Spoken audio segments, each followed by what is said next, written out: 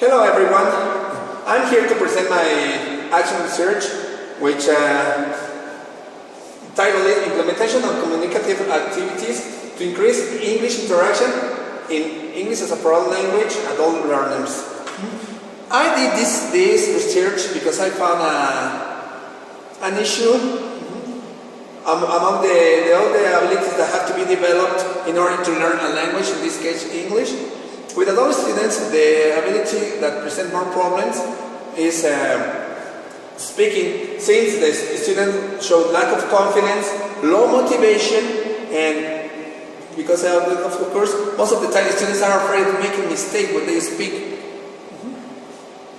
I reviewed some previous work and I divide this work into three different aspects: motivation in the English classroom, communicative approach, and aspect to consider when applying communicative activities.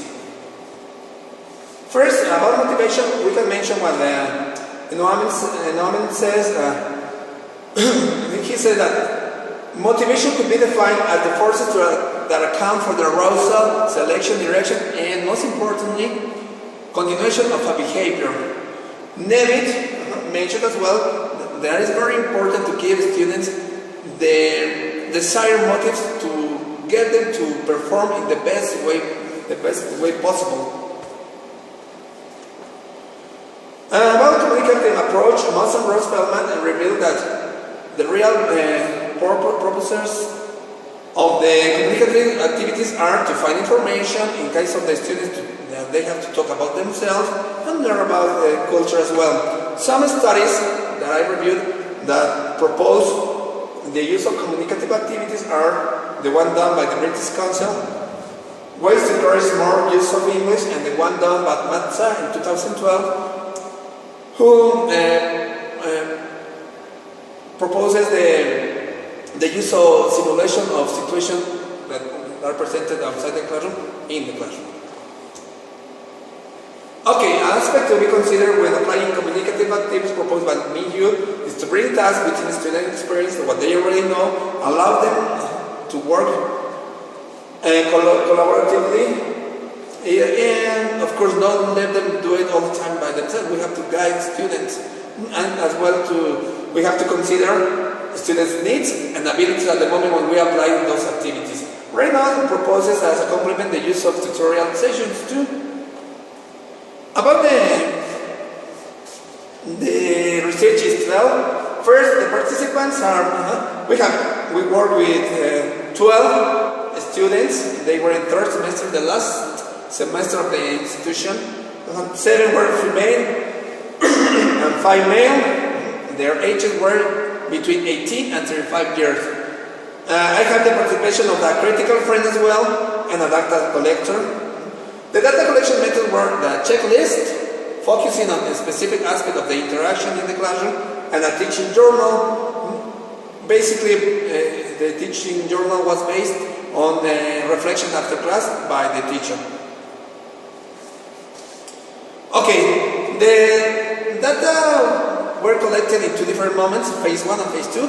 First, at the beginning of the research, the phase 1, in 2 weeks the data were collected, and then two more weeks were used to apply the communicative activities, and the phase 2 of the data collection was 2 more weeks where the data were collected again, continuing with the application of the communicative activities, and the results were presented in a qualitative way. Okay, and the results are, the most important result that I found are, first, some phrases were already used in phase 1 by the student because they were required to do so, but now in the phase 2 they were able to use those phrases in a spontaneous way. The uses of Spanish decreased, and even students were encouraging each other to avoid using the first language. Now, I found that when they were able to use English, they were using more English. Some important aspects were presented. First, they were able to use follow-up information, clarification, and they were able to rephrase in English. In phase 1, when they tried to communicate in English, and they had to clarify something. Sorry, they were using Spanish, and phase 2 they were able to do this in English, as well. They were able to use body language, non-verbal language, to support their ideas that they were expressing verbally. A student presentation were done all the time in English, but now the difference was that in phase 2 the preparation was done in English too. And then when they were presenting a topic, questions were asked in English, and the answer was given in English too. The dynamic of the class changed totally from teacher-led to student-centered. Student didn't expect the teacher to be speaking all the time, and they were even able to give their own ideas. In general, the students showed confidence to speak at the front of the class and among them as well. We can conclude here, first of all, that when those students know what aspect of the language is worked with a communicative activity, the students present double motivation. First, about the activity itself, and then because they know that they are improving a specific aspect of the language. Okay, if these activities are suitable according to the needs and abilities of the students, they can get more confidence to speak because they are practicing day after day after day. Okay.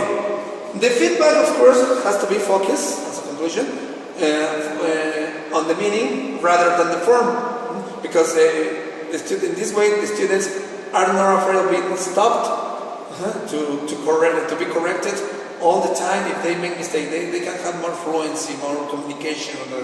That's what we want. In general, in the institution, the significance of the research is that the implementation of communicative activities with the students in this institution let us get closer to the institutional objective, which is that students perform activities that are similar to those found in a working environment, and that's the general goal in English from this institution. So this is my action research. So I just want to thank you very much for your attention.